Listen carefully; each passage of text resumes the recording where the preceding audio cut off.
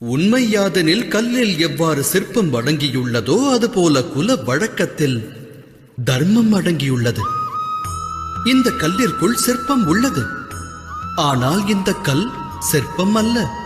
சிற்பத்தை உருவாக்க உளி கொண்டு அதை செதுக்க வேண்டும். தேவையற்ற பாகங்களை அதிலிருந்து நீக்க வேண்டும்.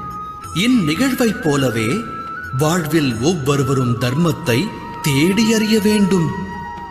அதைப் போலவே இந்திர பூஜையின் வழக்கத்தை விடுத்து கோவர்தன பூஜையின் தர்மத்தை அறியாவிடில் யாதவர்கள் முக்திக்கான மார்க்கத்தை அறிய மாட்டார்கள்.